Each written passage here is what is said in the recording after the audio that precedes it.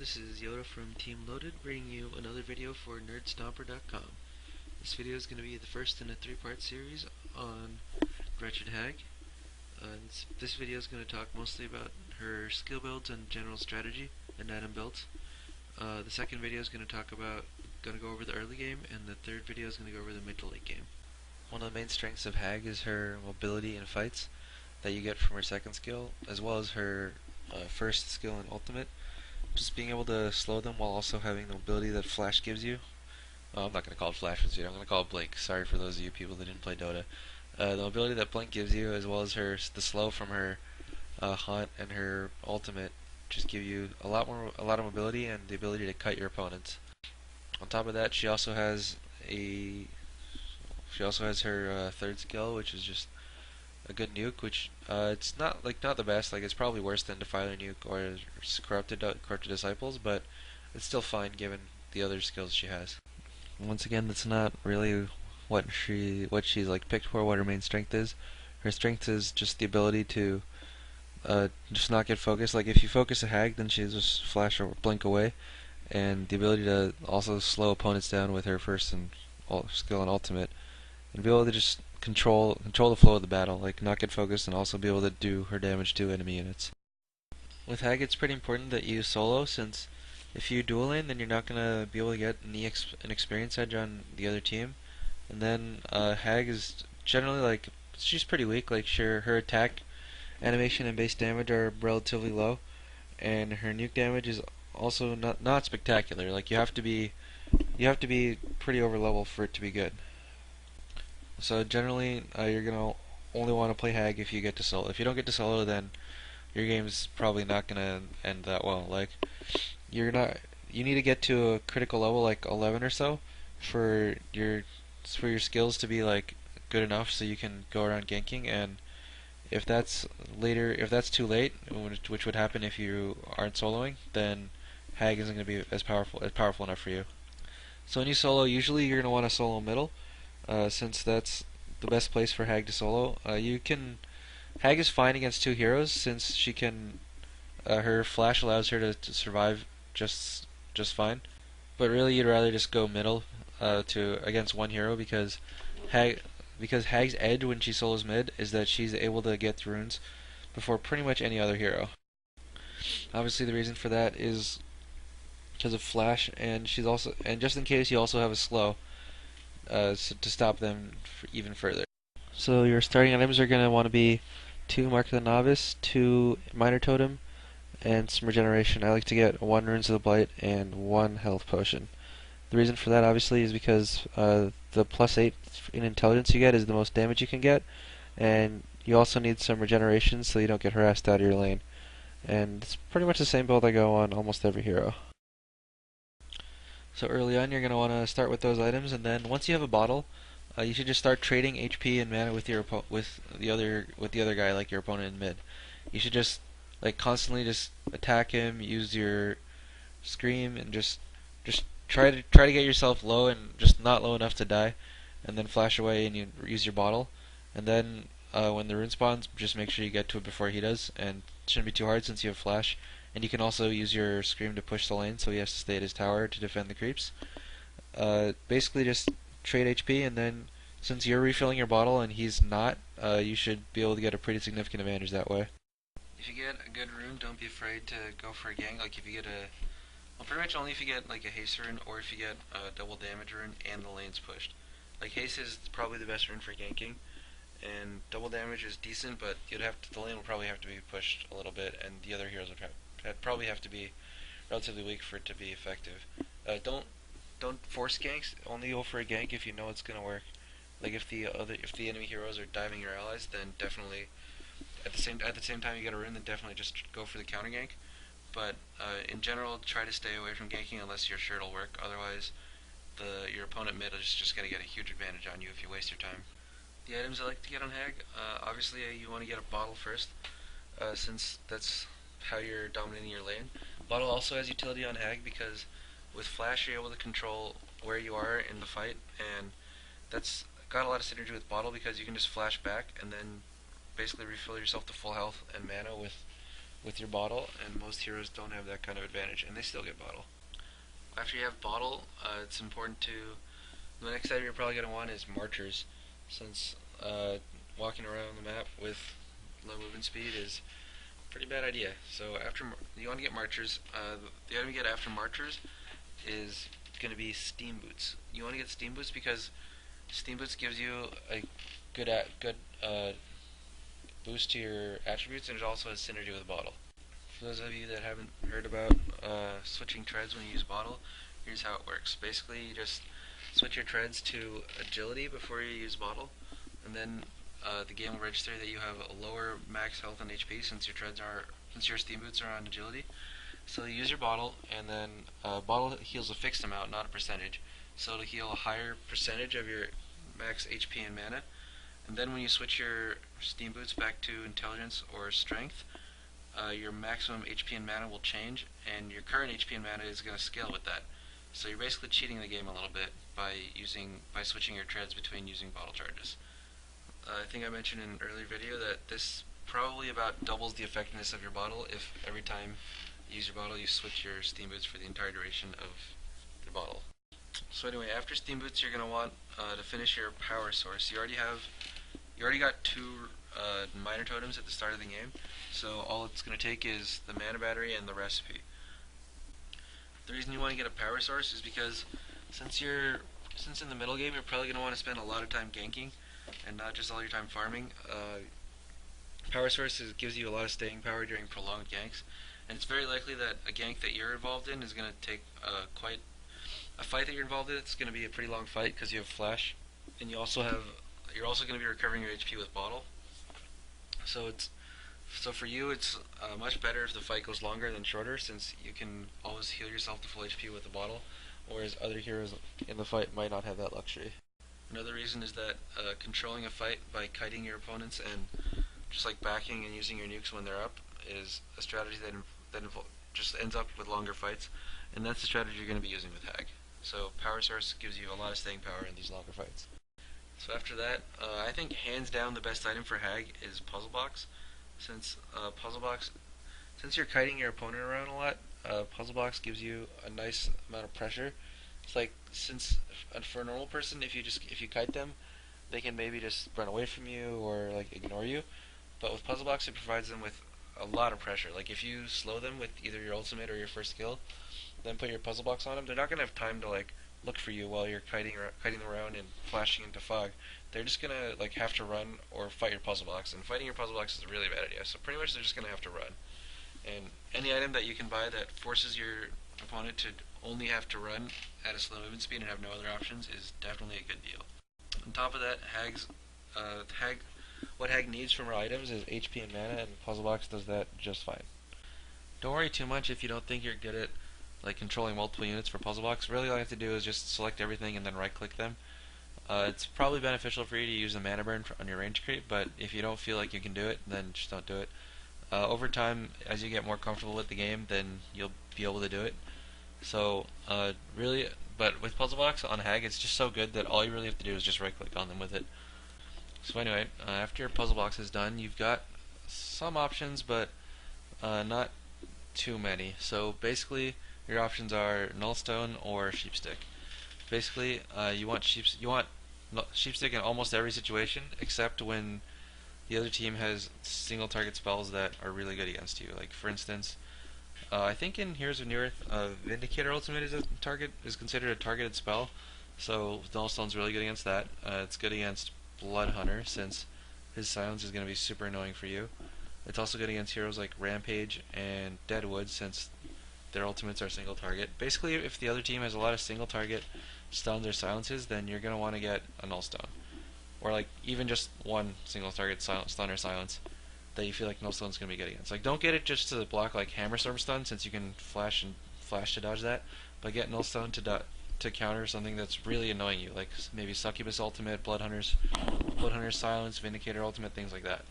So whether or not you get Nullstone on the way, Coldress Sheepstick's almost definitely going to be your next item, since it's got a lot of synergy with Flash. Since basically the way you can use Flash is that you're not going to fight the other hero unless you're gonna have an advantage at that time. So an example of having an advantage of that time is like your nuke being off cooldown. Like you could nuke them and then back, and then just use your flash to always control the distance between them, and only fight them when your nuke's off cooldown. Obviously, this might take a long time, but as you get stronger, you will not have to kite them like that. You can just like kite the. You can just use your nuke, and then maybe you'll be able to attack them even if they're low enough on HP. But generally, you're just gonna want to stay away from full HP versus full HP, full on like one-on-one duels until you have Cultist Sheepstick. Once you have Sheepstick, it gives you enough damage, and basically just using the disable on them will pretty much give you an edge in any kind of one-on-one duel. So that's really key. Having such a mobile hero with the power that Sheepstick gives is basically going to be almost game over, especially if you already have a puzzle box. After Sheepstick, honestly, the game should probably be ending pretty soon. But if it's not, then you can consider some late game items like Harkon's Blade for some extra damage. You could consider Geometer's Bane if you feel like you need to get some more damage in on buildings, and you could also get the Frostfield Plate if you feel like the other team has a lot of melee heroes that are doing a lot of damage to your allies. Obviously they can't hit you since you have Flash, but if you feel like they're doing a lot of damage to your allies, then Frostfield Plate would be a good thing to stop them from doing that. So those are your items. For your skill build, you're going to want to start off with level 1 Flash, since it's basically just, first of all, it gives you the most utility at level 1, since if there's like a level 1 gank on you, then you can obviously just flash away. If there's a level 1 gank on like an opposing hero, then you can flash in front of him and try to body block him, and flash will also just allow you to get in more hits than any other skill. Possible exception to that is getting your slow, but getting slow at level 1 is gonna inhibit your laning so much that it's almost never worth it unless you're very, very sure you're gonna get first blood. So anyway, you're gonna want to get flash at level 1. Then at levels 2 and 3, you're gonna want to get your Sonar Scream. The point is that since at level 3, it's very likely that you'll be pretty close to your bottle, so you're gonna want to be using Sonar Scream to nuke down your opponent. Since once your bottle comes, you're gonna use it to fill up your HP and mana, and then go fill it up with a rune. So just at level 3, you're gonna want to start trading HP and mana, and you're gonna want your Sonar Scream to be at premium level at that point for that stage of your game. After that, there's some debate on what to get next. I've seen a lot of people get level 2 Flash, but personally I like to get level 1 Hot. The reason for that is obviously you're going to get Sonar Scream again at level 5, and your ultimate gets a lot better when you have a point in Hot, and that means if you get level 2 Flash at level 4, then your ultimate isn't going to do as slow either. So basically you're just losing a lot of value just for like a reduced cooldown on your Flash, which some people apparently like, but it's really not. Obviously reduced cooldown on your Flash is very nice because it gives you more control over the battle, but I think you really need some extra power in your hero. Like, that's a lot of extra slow and damage over time that you're missing out on if you get one point in Flash, if you get a second point in Flash instead of just having 1 point in Hot. So I think 1 point in Hot is really much more valuable. From there, the rest of the build is pretty obvious. Obviously you want, well, it's not obvious. You want Flash over Haunt usually, because obviously, like I said, it lets you control the battle more, and leveling up Haunt, it only gives you like extra damage, because you're already getting the same amount of slow with level 2 Haunt than level 1 Haunt, whereas leveling Flash basically just linearly increases the power of the skill, since the reduced cooldown is really what you want on your mobility spell.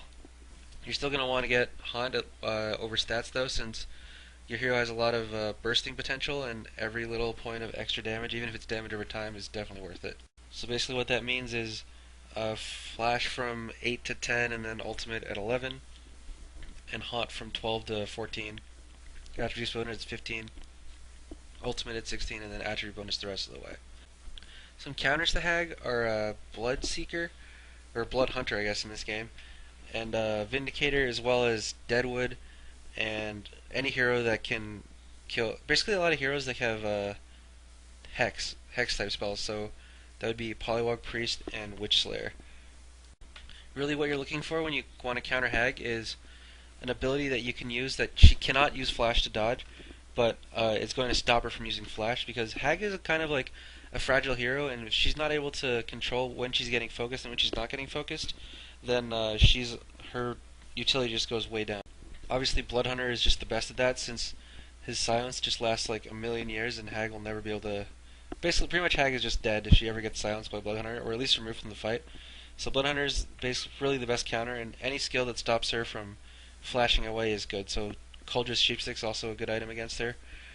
So really you'd want like Witch Slayer, Polywog Priest, Bloodhunter. Deadwood is good because his his Rotten Grass can be cast from long range, and Hag might not be able to notice that if you do it from fog, and then she's still going to be stuck for about 3 seconds.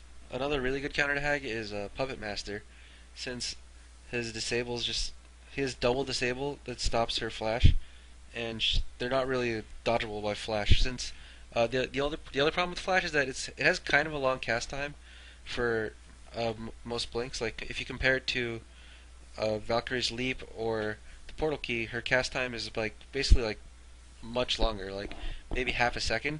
So it's definitely possible to. It's definitely harder to blink dodge things, and it's definitely a lot easier to catch her off guard. For that reason, generally you're gonna want to use flash not to like enter a fight, because if you use flash to enter a fight, you're just gonna get quickly focused. So you want to just save your flash until you see like an enemy that could potentially stop you from flashing, like Witch Slayer or Polywog coming close to you, and then use flash to get away from them.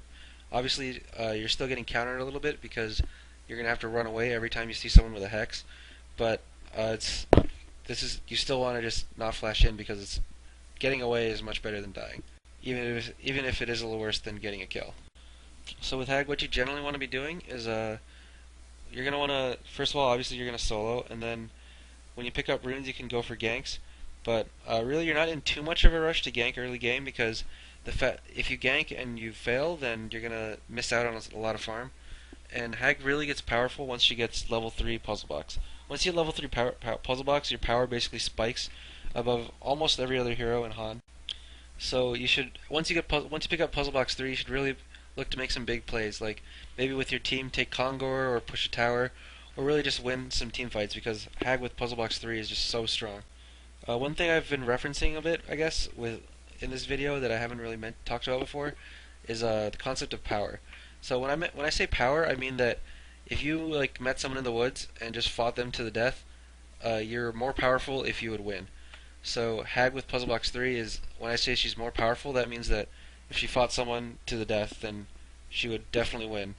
Having that ability is really key on Hag, since it's really hard to escape from Hag since you have flash and 2 slows to catch up with your opponents. Forcing them to run away is definitely really high utility. Before you get to Puzzle Box 3, Hag's power level is actually pretty low, so most of the time you're gonna have to be like, instead of just trying to fight people because that's what you can do if you're higher power than them, what you're gonna have to be doing is like using your sonar screen from out of vision, like from fog, and then flashing away, and just kiting your enemy instead of just trying to meet him head on and then chasing him down whenever you fight. Some cool tricks you can do with Hag. Obviously, the most obvious one is to use your flash to dodge like dodgeable spells such as Hammerstorm Stun or other projectile-based, just any projectile-based nuke like Andromeda as well. Another thing you want to be doing a lot is just in any fight, be sure to if you ever drop low, you can just flash into the fog or basically just out of the fight, and then use your bottle to recharge your mana HP. Hag is especially good at this since she's able to control where she is in the fight very easily, so you're almost always able to use your bottle to full advantage. Another thing you want to be doing with Hag is that make sure that if you're every time you use flash, make sure that like try to predict what's going to happen over the next 5 seconds, because when your flash is on cooldown is when you're most vulnerable. So basically, every time your flash is going to go on cooldown, you need to have a plan for the next 5 seconds to make sure that you're not going to die. If you can't guarantee that you're going to live for the next 5 seconds after your flash, then you should probably just walk there and not burn your flash, because if there's a chance you'll die, then you probably shouldn't take it. Since a death with Hag before Puzzle Box 3, death with Hag is super huge because getting your Puzzle Box 3 fast is really what you want to be doing. But even after Puzzle Box 3, dying with Puzzle Box 3 is also bad, since you just got Puzzle Box 3, and just like being dead while you're supposed to have a huge edge on your opponents is also a bad thing. Having flash gives you the ability to just pretty much never die, and just if you use the tactic I just mentioned, so just not dying is a lot better than dying, obviously. So you should probably try to employ that and integrate that in your Hag play. So once again, this is Yoda from Team Loaded, and this video is for nerdstomper.com. This is the first video in a three-part series on Wretched Hag, and the next video is going to cover the early game, and the video after that is going to cover the mid to late game. Thanks for watching.